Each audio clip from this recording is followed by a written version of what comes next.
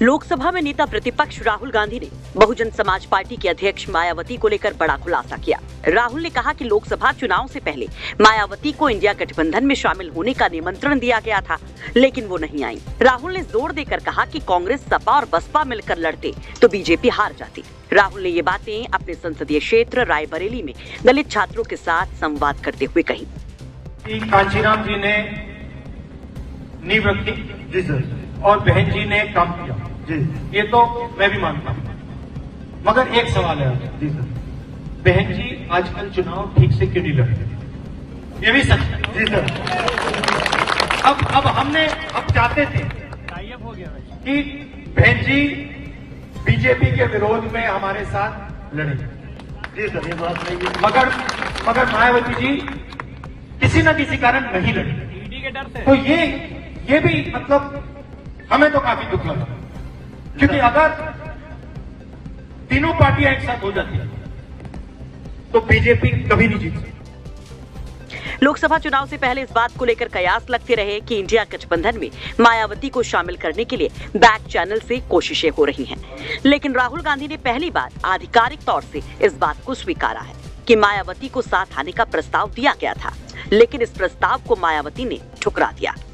आपको याद दिला दें कि जून 2024 में आए लोकसभा चुनाव के नतीजों में यूपी में बीजेपी को तगड़ा झटका लगा था। यूपी में बीजेपी की अगुवाई वाले एनडीए को 36 और अखिलेश यादव और कांग्रेस के गठजोड़ वाले इंडिया गठबंधन को 43 सीटें मिली थी।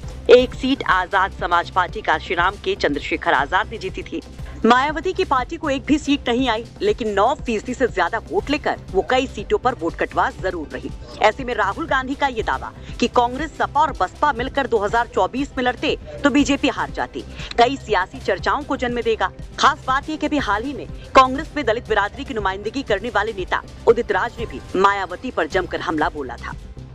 पूरा बहुजन समाज आंदोलन देखा जाए तो उसके दो भाग हैं। एक भाग यह है कि सामाजिक आंदोलन जो कांशीराम जी ने बनाया, दूसरा भाग जिसका नेतृत्व मायावती जी कर रहे हैं, राजनीतिक भाग, उसका बीजेपीकरण हो गया।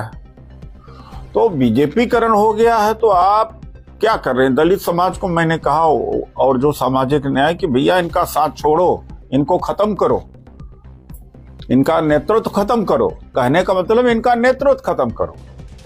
हालांकि उदित राज इसे निजी बयान ही बता रहे हैं, लेकिन राहुल गांधी के ताजा बयान के बाद इसे कांग्रेस आलाकमान की रजामंदी से जोड़कर देखा जाएगा। खास बात यह भी है कि लोकसभा चुनाव के बाद से आरक्षण, जाति जनगणना, संविधान, दलित, शोषित, वंचितों से जुड़े मुद्दों पर मायावती बीजेपी से ज्यादा कांग्रेस पर ही हमलावर रही हैं। लेकिन राहुल गांधी ने कभी खुलकर इस तरह से मायावती पर निशाना नहीं साधा। साफ है कि आने वाले दिनों में यूपी की राजनीति इस मसले पर और गरमाएगी। अगर आप हमारा वीडियो YouTube पर देख रहे हैं तो चैनल को सब्सक्राइब करें और बेल आइकन को दबाएं।